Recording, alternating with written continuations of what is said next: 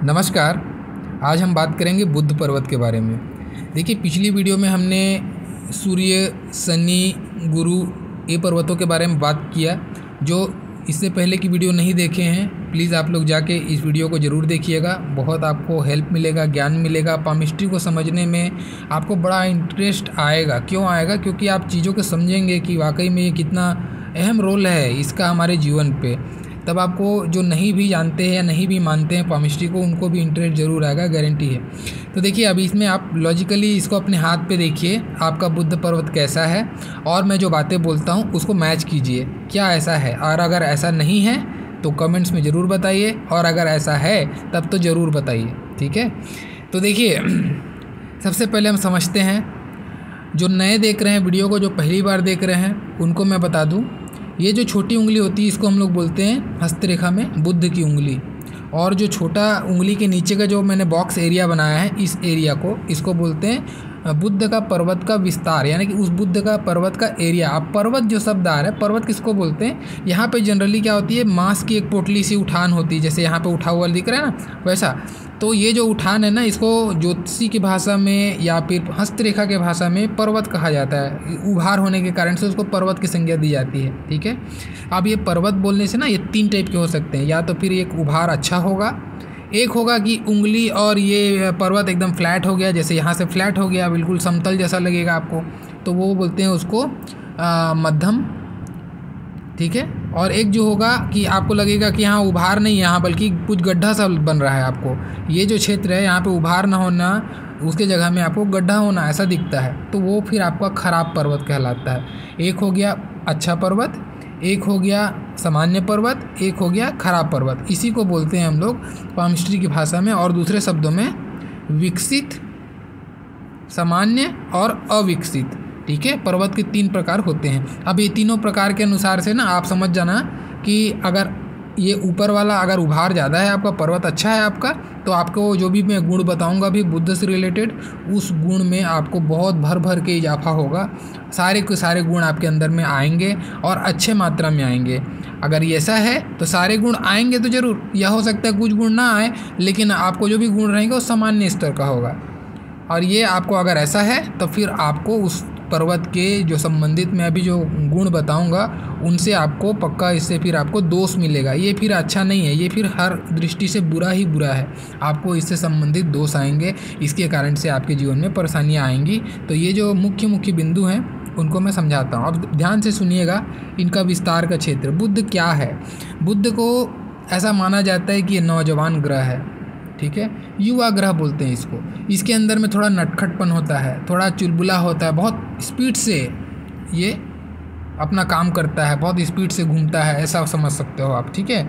और ऐसे ये युवा होने के कारण से क्या होता है ना कि हमेशा यंग फील होता है, थोड़ा सा इनके अंदर में चार्म रहता है, कांति जिसको बोल सकते हो, ऐसा होता है। तो ये तो हो गया ग्रह से हम संबंधित बात हो गया। अब इसको समझना आप, ठीक है, कि मैं जो पॉइंट बताते रहता हूँ क्या है। बुद्ध शब्द से ही समझ में आता है कुछ तो बुद्धि की बात हो रही है यहाँ पे, ठीक है। तो अगर जिसका भी बुद्ध अच्छा है, बुद्ध का पर्वत का क्षेत्र समझिए। बुद्ध आपका पढ़ाई लिखाई में गणित है या गणित से रिलेटेड चीज़ें हैं, जो गुणा भाग से संबंधित चीज़ें हैं, कैलकुलेशन पार्ट है, वो है आपका बुद्ध। अगर बुद्ध अच्छा है तो ये सारी चीज़ों में, गणित वणित में आपको बहुत अच्छा इंटरेस्ट आएगा, आपको सांख्यिकी वगैरह में इंटरेस्ट आएगा, वाणिज्य में इंटरेस्ट आएगा। बुद्ध आपका व्यापार का क्षेत्र है, ऐसे लोग अच्छे व्यापारी होते हैं, व्यापार का समझ अच्छा होता है। बुद्ध आप जो नया जो बंदा होता है, नौजवान होता है ना, उसको बहुत सारी चीज़ें उसके लिए नया होती है, तो एक्सप्लोर करने की कोशिश करता है, बहुत जिज्ञासा होती है ऐसे लोगों के अंदर में। तो बुद्ध आपकी वैज्ञानिकता का कारक है। वैज्ञानिकता का कारक मतलब ऐसे लोग वैज्ञानिक भी बनते हैं, अगर शुभ चिन्ह है, बाकी कंडीशन अगर अच्छा है तो वैज्ञानिक भी बनता है ऐसा इंसान। अगर अब ऐसा तो नहीं हर इंसान वैज्ञानिक बन जाएगा, तो क्या होगा, बाकी इंसान के अंदर में, उसके अंदर में चीज़ों को एक्सप्लोर करने का बड़ा शौक़ होगा, जिज्ञासु होगा, बहुत ज़्यादा चीज़ों के प्रति क्यूरियस होगा, जानने की बहुत उसको ललक रहेगी, नए नए चीज़ों को सीखना, ऐसा, ठीक है। तो ये आपकी जिज्ञासा को भी बताता है, आपकी वैज्ञानिकता को भी बताता है। थोड़ा इनोवेटिव रहते हैं इन लोग, कुछ ना कुछ नया जुगाड़ बैठाना, कुछ आइडिया लाना, ऐसे लोगों के दिमाग में ज़्यादा आता है, जिसका बुद्ध बहुत अच्छा होता है उसके में, ठीक है। अब मैंने कहा कि ये यंग है तो थोड़ी कांति, यानी कि ऐसे लोगों के चेहरे में बहुत कांति होती है। आप गौर करना, आप जैसे कुंडली में अगर समझते हो कुंडली के बारे में, तो कुंडली में अगर किसी का लग्न में बुध है, ऐसे लोगों के चेहरे में चार्म अच्छा होता है। ऐसे लोग थोड़े से बड़े एज में भी थोड़े से कम एज के दिखते हैं ऐसा, और बुद्धिमान तो होते ही हैं। बुद्ध तो बुद्धि का कारक ही है ना, ऐसा समझना आप। उसके बाद में एक प्रॉब्लम क्या आता है मैं बताता हूँ इनके साथ में। ये हमेशा जो है ना एक ही चीज़ अगर करते रहें तो बहुत जल्दी इनको उबाऊपन आता है। ऐसे लोग बहुत ज़्यादा अपना काम बदलने की सोचते हैं, जैसे एक काम कर रहे हैं ना फिर दूसरा कुछ काम करना पसंद करेंगे, यानी काम में परिवर्तन इनको पसंद होता है। एक ही काम में इसको बैठा दो तो ये ऐसे लोग बहुत ज़्यादा फ्रस्ट्रेट हो जाते हैं। इनको परिवर्तन पसंद है, नए नए चीज़ों को देखना, एक्सप्लोर करना, जानना इनका शौक़ होता है। तो ये ऐसे लोगों का एक काम में मन नहीं लगता, फिर मन हट के दूसरे काम में चले जाता है, ऐसी घटना घटती रहती है। ऐसे लोगों का एक चीज़ बताता हूँ, मैंने कहा ना एक चीज़ में इनका मन नहीं लगता, तो अब क्या इनके अंदर में आएगा, वैसे ही इनके अंदर में इनके सोशल लाइफ में भी आता है। इनके फ्रेंड सर्कल बहुत लंबे चौड़े होते हैं, बहुत नेटवर्किंग होता है ऐसे लोगों का। ये क्यों? क्योंकि वाणी का भी कारक है, तो ऐसे लोगों को बात करना अच्छा लगता है, तो गप सप किए किसी से, वैसे ही फिर लोगों से संपर्क बनाना, लोगों को समझना, अलग अलग कैरेक्टर को समझना, सब प्रकार के लोगों से इनकी दोस्ती होती है। ऐसा नहीं कि इनको जो पसंद है उनसे दोस्ती, ऐसे नहीं, इनके सब प्रकार के दोस्त हो सकते हैं। इनकी मित्र मंडली काफ़ी लंबी चौड़ी होती है अगर बुद्ध का पर्वत अच्छा है तो, ठीक है। और ऐसे लोगों को मैंने कहा एक जगह पसंद नहीं, इसीलिए ये यात्रा को भी पसंद करते हैं। ये यात्रा की भी, यानी कि एक पॉइंट से समझिए आप, बहुत सारा कनेक्शन जुड़ता है आपका एक काम में और एक जगह में और एक तरीके के लोगों में, ये सारे चीज़ों में आप परिवर्तन करते रहते हैं। इसीलिए आपकी मित्र मंडली ज़्यादा होती है, आप घूमने फिरने के शौकीन होते हैं, और आपके अंदर में बहुत सारा मल्टीटास्किंग करने का एक हॉबी, हुनर नहीं बोलूँगा मैं, हॉबी बोलूँगा, हॉबी होता है ऐसे लोगों, ठीक है। और ऐसे लोग क्या है ना, इनका बुद्धि बहुत तेज़ चलता है, बहुत तेज़ ग्रह होने के कारण से ये हाजिर जवाब, आप इनको कुछ बातें करते रहिए, तुरंत के तुरंत जवाब देते हैं। इसको हिंदी में, शुद्ध हिंदी में ऐसे लोगों को अगर मैं बोलूँ ना, प्रत्युत्पन्न मति बोलते हैं ऐसे लोगों को। तुरंत आंसर आता है ऐसे लोगों को मुंह पे, आप कुछ भी बोलो तुरंत जवाब आएगा इनको, और ऐसा जवाब देते हैं ना कि सामने वाले की बोलती बंद कर देते हैं। बहुत ज़बरदस्त इन लोग, कहा जाए वाद विवाद अगर हो जाए इनका, या डिबेट करा दो आप, ऐसे लोग हार ही नहीं मानेंगे, इन्हीं लोग को जीतना है।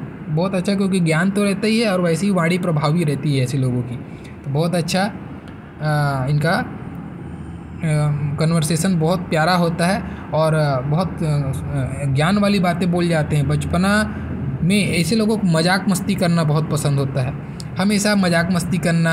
एक भले ही अगर 36 साल का भी बंदा हो, लेकिन उसके अंदर में जो है ना एक बचपना जैसे रहता है, उसके स्वभाव में एक बचपना मिलेगा, हंसी मजाक चुलबुलापन आपको देखने को मिलेगा, जिसका बुद्ध अच्छा होता है। तो ऐसे लोग लाइफ को एंजॉय करके जीने वाले लोग होते हैं ऐसे लोग, ठीक है।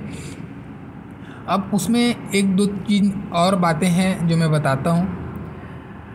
मैंने अभी तक जो भी बताया एक अच्छे पर्वत के लिए बताया। अभी क्या होगा, मान लीजिए कि पर्वत दबा हुआ है, ठीक है, उस समय में क्या क्या परेशानियाँ आती हैं। अभी जैसे कि अब मैंने कहा कि ऐसे लोग बड़े दिमाग से तेज़ होते हैं, तो अब जो भी मैंने कहा कि अच्छे चीज़ों के लिए यूज कर रहे थे दिमाग को, अब ये अगर पर्वत दबा हुआ है तो ये फिर मलिन हो गया वो, ठीक है। मलिन होने के कारण से अब वो दूसरी चीज़ों में अपना दिमाग दौड़ाएगा। किस में दौड़ाएगा? दूसरों को ठगने में, चालाकी में, धोखा देने में, जालसाजी करने में, ये सारी चीज़ों में इन लोग का फिर दिमाग तेज दौड़ता है। तो चोर, ठग, उचक्के जो होते हैं ना, ऐसे लोगों का बुद्ध दबा होता है, तो ऐसे लोग गलत डायरेक्शन में अपना दिमाग लगाने लग जाते हैं। दिमाग तो लगाते हैं लेकिन गलत डायरेक्शन में लगाते हैं। वैसे ही अगर बुद्ध अगर दब गया है, तो मैंने जैसे कहा कि बुद्ध अगर उभार हो तो गणित वणित में या न्यूमेरिकल पार्ट इनका बहुत अच्छा रहता है, हिसाब किताब वाला पार्ट बहुत अच्छा रहता है। लेकिन अगर ये दब गया है तो ऐसे लोगों को, अब ऐसे जो बच्चे होते हैं, तो माता पिता को भी ये वीडियोस देख के समझ में आना चाहिए। अगर आपके बच्चे का बुद्ध दबा हुआ तो आप प्रेशर मत दीजिए उसको, इंजीनियरिंग करो या फिर कुछ कैलकुलेशन वाला कुछ कोर्स करो या फिर कॉमर्स ले लो, ऐसा मत बोलिए उनको, क्योंकि उनसे वही नहीं होगा। या आप फ्रस्ट्रेट कर जाएंगे फिर उसको, ये उनसे नहीं होगा। बुद्ध दबाए तो उनको गणित वणित की चीज़ें, न्यूमेरिकल पार्ट उनको अच्छा नहीं लगेगा, ठीक है, वो नहीं कर पाएंगे उसमें। ये ऐसा होता है, बुद्ध दबा होता है। तो वैसे ही अगर मान लो किसी की उंगली, जैसे इनकी उंगली यहाँ पे हाथ में जो दिख रहा है पिक्चर, तो बहुत अच्छी लंबाई लिए हुए है। कभी कभी किसी का आप देखते हो ना कि ये जो उंगली बहुत छोटी मिलती है आपको, इसकी लंबाई बहुत छोटी होती है, तो बुद्ध की उंगली बहुत छोटी है और उस पर ये पर्वत दबा हुआ है, ठीक है। तब क्या होगा, एक तो ये आपको भाई दिखाई रहा है कि ऐसे लोग बुद्धि का कारक है, वो दबा हुआ है, तो थोड़ी बुद्धि तो कमज़ोर होगी। लेकिन ऐसा नहीं बोल सकते कि बुद्धि कमज़ोर होगी। अब क्या आएगा, इसको समझना पड़ेगा। अगर ये उंगली छोटी है और ये भी दबा हुआ है तो क्या होगा, ऐसे लोग की जो सोच होती है, ठीक है, बहुत ही, जिसको बोलते हैं ना हम लोग, बहुत छोटा सोचता है ये लड़का, ऐसा। यानी कि इन लोग थोड़ा मलिन सोचते हैं, छोटा सोचते हैं, दूसरे की चुगलीचारी करना, ये सारी चीज़ें जो है ना ऐसे लोगों का ज़्यादा बढ़ जाता है। ऐसे लोग चुगलखोर, दूसरा कानाफूसी करना, क्योंकि बात तो कराएगा ही बुद्ध है तो ये उल्टा सीधा जो हरकत है, जो उसका नेगेटिव साइड है ना। अच्छी वाद विवाद करना एक होता है, और ऐसे लोग झगड़ालू, दूसरे को झगड़ा करा देना, जालसाजी करना, ये सारी चीज़ों में लगे रहते हैं। तो ये छोटी सोच को बताता है। अगर उंगली भी छोटी और ये भी छोटा हो या दबा हो तो ये कॉम्बिनेशन अच्छा कॉम्बिनेशन नहीं है। और वैसे ही मान लो दबा पर्वत है लेकिन उंगली बहुत लंबी है, उंगली बहुत लंबी है, यानी कि यहाँ तक की लंबाई में आ रही है, फर्स्ट फैलेंज को पार कर रही है सूर्य की, और लेकिन पर्वत दबा हुआ है। तब क्या होगा, ये आदमी धनी तो होगा, ये धन की सूचना देता है, ऐसे लोगों के पास में बहुत पैसा आता है, और अगर अंगूठा भी लंबा है, दोनों कंडीशन है, तो धनी है व्यक्ति तो होगा। आप आँख मूंद के बोल सकते हो कि आपके पास धन बहुत है, लेकिन क्या होगा, पर्वत दब गया। अगर पर्वत उभार रहता तब तो बहुत अच्छा, मतलब सोने पे सुहागा हो गया। लेकिन अगर पर्वत दबा हुआ है और उंगली लंबी है तो धन तो आएगा, और लेकिन ये थोड़ा सा भोगी किस्म का होगा। और इसमें 2-3 चीज़ें और मैं ऐड कर देता हूँ। बुद्ध का पर्वत, मान लीजिए बुद्ध का पर्वत है, कभी कभी आपको क्या दिखती है, यहाँ पे जो जॉइंट होता है, यानी कि इसकी बात कर रहा हूँ मैं, बुद्ध और सूर्य की उंगली के बीच का जो एरिया है, जो जॉइंट एरिया है, वहाँ पे आपको ऐसी रेखा देखने को मिले, ये ऐसी रेखा देखने को मिले, ऐसी रेखा जो बिल्कुल बीचों बीच खड़ी हो जाती है बुद्ध और सूर्य के बीच में, लेकिन मुंह करेगी सूर्य साइड में और निकल रही है बुद्ध साइड में, और बहुत बारीक बारीक लकीरें होती हैं, ये ऐसी छोटी छोटी सी लकीर, ऐसी आपको लकीर अगर देखने को मिलेगी तो ये फिर क्या कराएगी, उसका अगर बुद्ध पर्वत ख़राब है, या बुद्ध पर्वत पे जाल बना है, या बुद्ध पर्वत दबा है, ठीक है, और ऐसी छोटी छोटी लकीरें हैं, तो फिर ये आपको पर स्त्री पे ले जाएगा, पर स्त्री के तरफ में संबंध कराता है। ऐसे लोग चरित्र से अच्छे नहीं होते, ऐसे लोगों की पर स्त्री के साथ संबंध होता है, और एक नहीं बहुत बार होता है, और उसके कारण से जीवन में बदनामी और उसके कारण से जीवन में असफलता ऐसे लोग देखना पड़ता है। ठीक है, तो ये अशुभ कंडीशन की कुछ मैंने कंडीशन भी बता दिया आपको। बाकी अगर आपका पर्वत अच्छे कंडीशन में तो बहुत अच्छा। अब एक और कंडीशन आएगी, ये मैंने 3 डिवीजन किया था, अच्छा, सामान्य और ख़राब। अब बहुत अच्छा मतलब कि ज़्यादा ही उभार हो गया, ये जो उभार है बहुत एक्सेसिव है हो रहा है यहाँ पे, तब क्या होगा, देखिए अति किसी की भी अच्छी नहीं होती।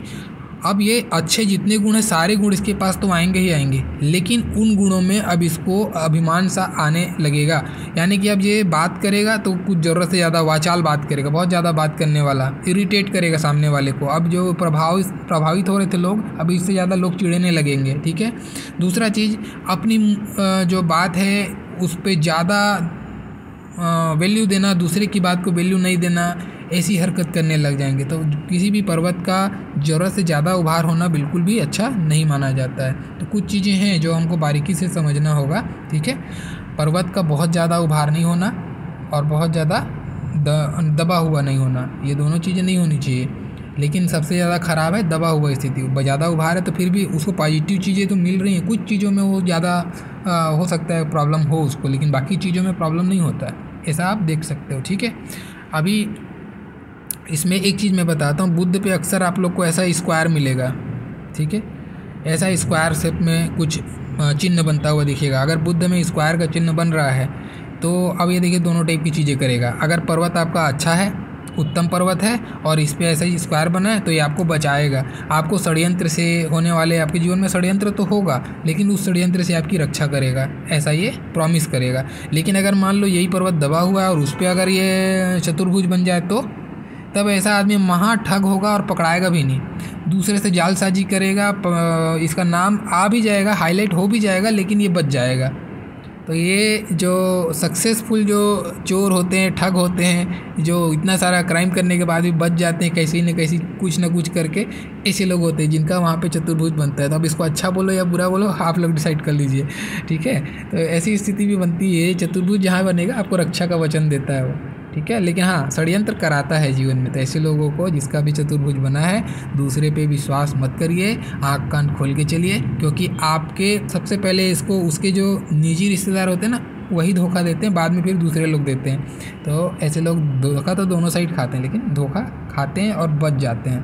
तो धोखा खाना ही क्यों, अपना दिमाग लगा के चलिएगा, और ख़ास करके फाइनेंशियल मैटर पे, क्योंकि यहीं पे ज़्यादा धोखा खाते हैं।